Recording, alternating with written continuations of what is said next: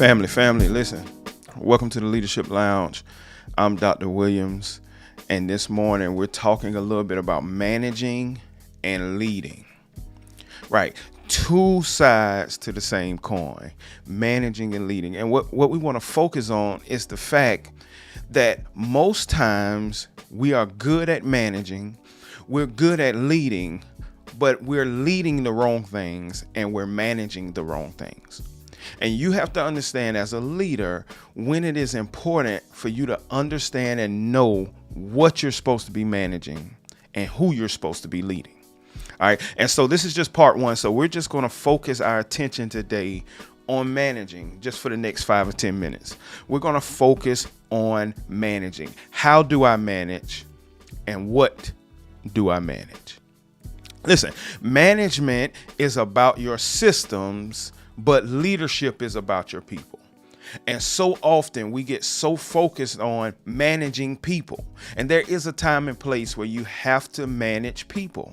But if you're spending the majority of your time managing people, you're going to short circuit your leadership growth. Let me say that again. If you're spending so much time or the majority of your time managing people, you're going to short circuit your leadership growth. Management is about your systems, your processes, and your procedures. Leadership is about your people. And so when you're spending too much time managing people, you're holding yourself back from becoming the leader that you're supposed to be. So you got to figure out some strategies to help lead people and not manage people. And you've got to figure out strategies, and I'm going to give you some, so that you're managing your systems, your processes, and your procedures so that people will automatically fall into place. They'll fall into line. Listen, when you spend too much time managing people, you short circuit your growth. Management is doing things right. Leadership is doing the right things. Let me say that again. Management is doing things right, while leadership is doing the right things. What does that mean?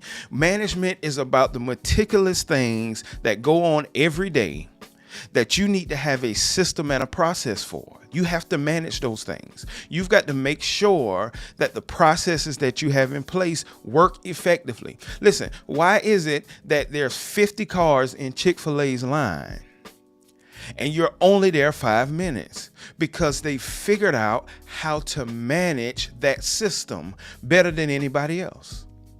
They're not managing the people. They have managed the system. They reflect on the system. They were the first franchise that you saw with people outside with iPads taking your order, because they realized that the system that they had was not as effective and efficient as it should be. Right? And so they managed their system. And when you talk to the people, you can tell that they've been led well because of how they respond to you. And so often it's not that leaders are not good at management or good at leading. What the problem is they're spending too much time trying to manage the people and not manage the system. And when you get the right system in place, when you get the right processes and procedures in place, then all you have to do is lead the people and reflect on the system. Listen, so I want to give you 3 things that you can do to manage your systems well. And then the next time we'll talk about leading people. But I want to give you 3 things that you can do to manage your systems and your processes well in whatever capacity that you're leading in. See, this is not just people who are leading in business or leading in a school or leading in a church. You've got to have some processes and procedures in your home. If you're going to lead your children and your family well, if you're going to manage your systems in your home, you've got to have some strategies for that. Here's the first thing. Apply your management skills and strategies to your systems. What are management skills? Organization. How organized are you? How well are you able to put things where they're supposed to be so that you know how to retrieve them when you need them? How organized are you? And that's just not putting things in place, that's putting people in the right places.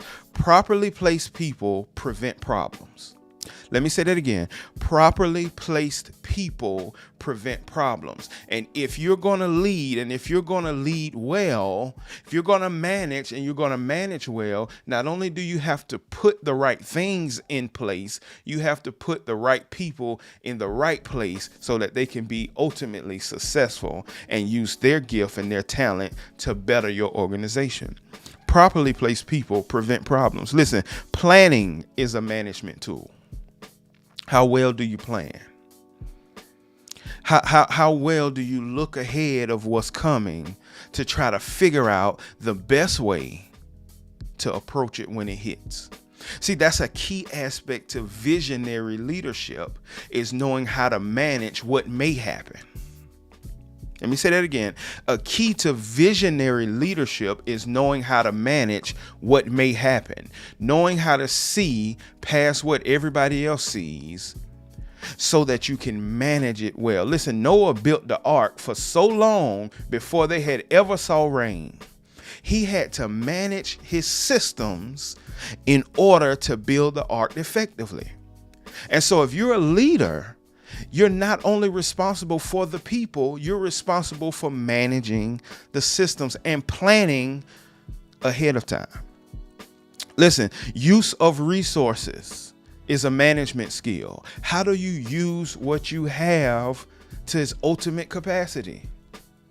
And that's not just the things you have, that's also the people you have. See, you have to be relational. You can't manage your systems well if you don't know the people you have working those systems and what their best skill set is.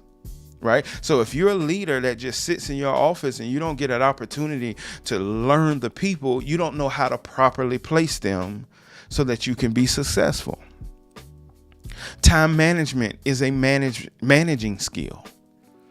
How well do you manage your time, but how well do you manage those people's times that you lead? Are you wasting their time in meetings that could have been an email? Do you value their time? Right? So the first key is to apply those management skills that you have to your systems and not trying to apply them necessarily to the people. Apply them to your systems, because once you get systems in place, once you get processes and procedures in place, listen, all of us can go work at Chick-fil-A because we've seen the process and the procedure and we know how that system works. Once you get a system in place, you can manage that system well and you can lead your people well. Listen, the second thing you have to do, and we can get out of here, is you have to assess your systems regularly. You've got to reflect on your systems. Is it working? Is what I've put in place working? Do you get input from the people who operate your systems, your processes and procedures to see if it's working effectively? And then you monitor and you adjust. So often in leadership, we sit so high and we look so low, but we don't talk to the people who are operating the system, because from the outside, it may look like it's working. From us looking in, not actually being in the middle, in the grind of the system, it looks like it's working. But when you begin to talk to those people who are operating those processes and procedures, you'll learn that there are some tweaks and there are some things that they think can be done differently. And you've got to listen to them if you call yourself a leader. Doesn't mean you have to change it immediately. It means you have to listen and you have to reflect, and then you have to monitor and then adjust your systems. Listen, one practice I try to put in place on a regular is to ask my staff, hey, is this working? Is this not working? This is what I plan on doing. Do you think you all can think about this and come up with some strategies to make sure that this will be effective? Because ultimately, the people who are working your systems are the ones who are going to propel it and make sure it's successful. Give them input into that. right? So you apply your management skills and strategies to your systems. You assess the systems regularly. Here's the third thing, and this probably is one of the most overlooked things. You build a team that can help manage your systems. You don't have to do it all alone. And so often in leadership, we don't put competent people around us, and we don't learn those people to learn what their skill sets are. So we end up trying to lead and manage 50-50. And it never works out that way. If you're a great manager, you need to put great leaders around you. If you're a great leader, you need to put great managers around you. One thing about working in a school, one thing that I realized is so often if the leader of the school is deficient in an area, they are smart for putting people around them who can do those things better than they can. And that's so important because managing focuses on efficiency. It focuses on control, and leadership is focused on your vision and influence. So if you're great at leadership, but you're not so good at managing, you need to put people around you who are good at organization, who are good at planning, who are good at using resources. And you allow those people to work their gift inside your vision for your organization. Diversify your team. If everybody on your team says yes every time you bring up a dumb idea, you need a new team. And you need to honor their perspectives. Put people around you who think differently than you, who are able to have a skill set that you may be deficient in. See, one of my deficiencies is the managing piece. I'm not great at planning. I'm not great at organization. It's not really my thing. And so my staff, the people around me, I utilize the ones that are really great in those things. And they help me. And it makes leading them so much easier.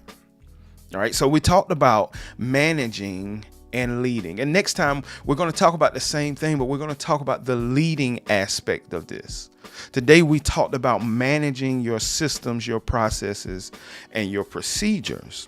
But next time, we're going to talk about leading people. Remember, management is about your systems. Leadership is about your people. Listen, leave me a comment below. Like, share, subscribe. And remember, if no one's following you, you're just walking. Until next time.